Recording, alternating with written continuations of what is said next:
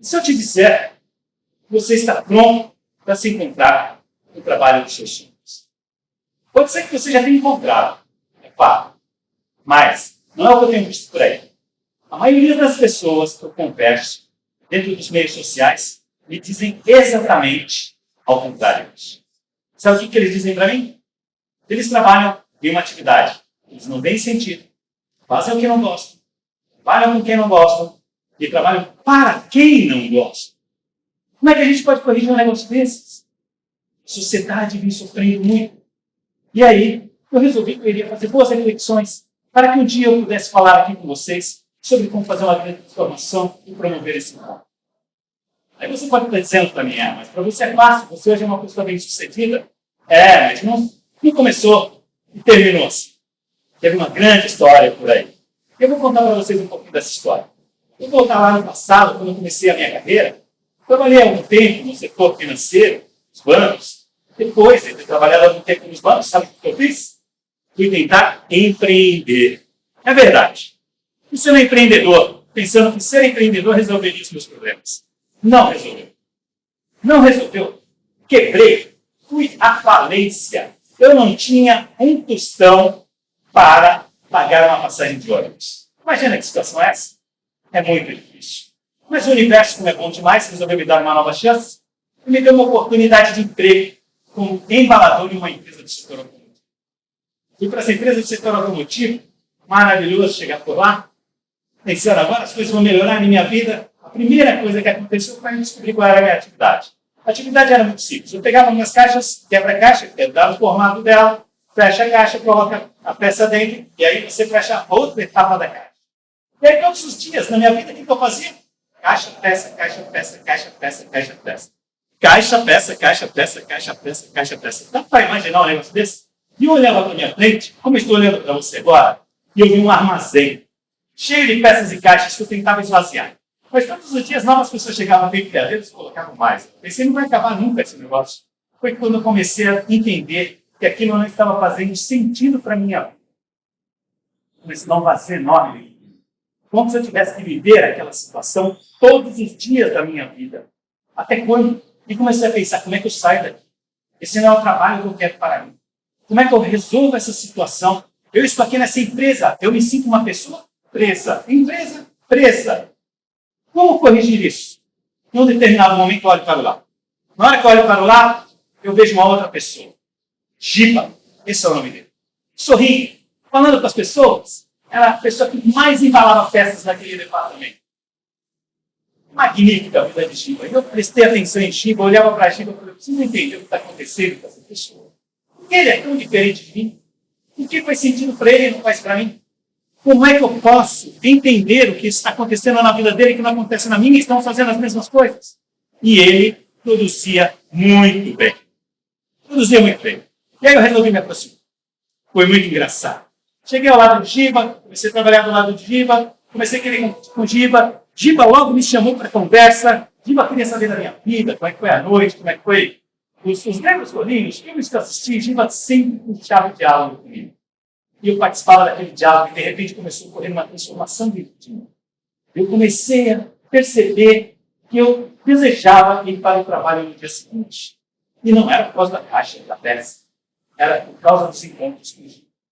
A primeira coisa que eu descobri que mudou aquilo que acreditava sobre o trabalho é que a sua atividade não é sobre o que você faz. A sua atividade é sobre o encontro que você tem e como aquilo transforma você como ser humano.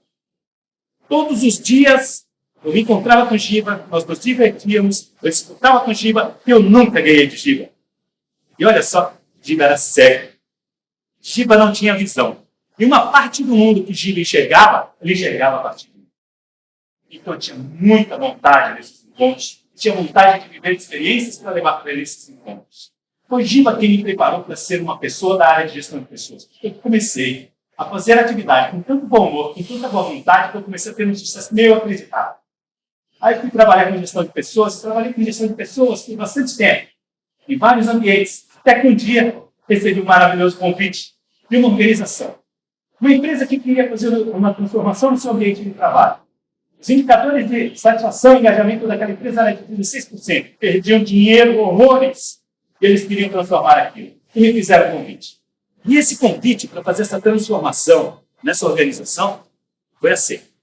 Cheguei lá, realmente, o ambiente era horrível. 16% de engajamento. Como mudar um negócio desses? As pessoas não tinham a menor satisfação de estar ali naquele trabalho. E eu resolvi adotar todas as práticas, todas as coisas que eu aprendi nos treinamentos, nos vídeos, nos livros. Eu resolvi falar de liderança. Montei um maravilhoso workshop para falar de liderança. Peguei todos aqueles líderes que estavam trabalhando naquele ambiente e levei para fazer esse workshop de liderança. E o workshop de liderança, quando chegou na metade do workshop, que terrível. Que decepção. Tudo começou a dar errado. Os meus participantes do evento só faltavam dar aula para os 2 instrutores que nós colocamos para cuidar deles. Dá para imaginar um negócio desse? E aí eu pensei, o que fazer? Terminamos o workshop e realmente foi um grande fiasco. Um grande problema para todos nós, porque nós não conseguíamos fazer a mudança e as pessoas não mudarem nada. Comecei a fazer as minhas reflexões sobre o que está ocorrendo de errado. Como é que eu posso ajudar essas pessoas? Como é que eu ajudo esses líderes a terem consciência? Primeira lição dessa relação com os líderes foi: gente, eu não posso mudar alguém como eu quero. Isso é puro egoísmo. Cada um vai mudar a partir de si, no estágio onde ele está, no estágio de consciência que ele tem. E para isso, eu tenho que prestar mais atenção. De repente, me deparo com um líder excepcional. Não mais viva, mas agora o seu nome é Mestre Ada.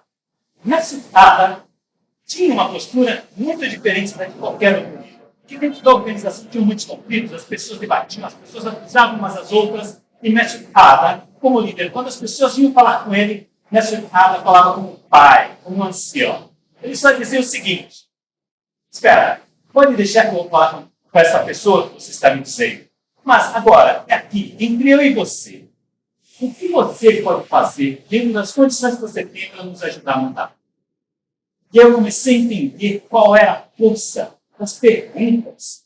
Por que as perguntas eram tão poderosas? E nessa área despertava o protagonismo em cada pessoa, cada vez que ele perguntava daquela maneira. E a pessoa voltava e tentava fazer algo de melhor, e algo de melhor. Eu pensei, achei a chave. Preciso perguntar mais, estimular mais os nossos líderes para que eles possam fazer a transformação. Porque eles sabem. Eles só não conseguem colocar na prática. Eles já estudaram sobre isso, mas não conseguem fazer. E nós começamos a fazer uma grande transformação que vem de dentro da pessoa.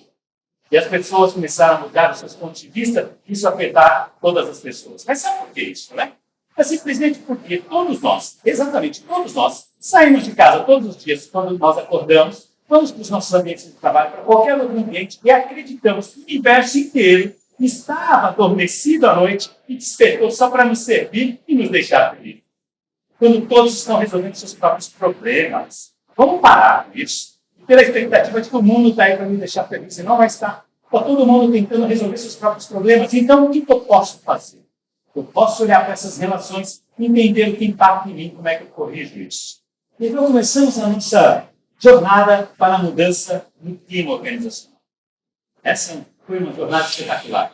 Como seres humanos, nós falamos várias palavras e não nos damos conta do significado das palavras. Acabei de falar com vocês. Clima organizacional. No final, o que significa isso?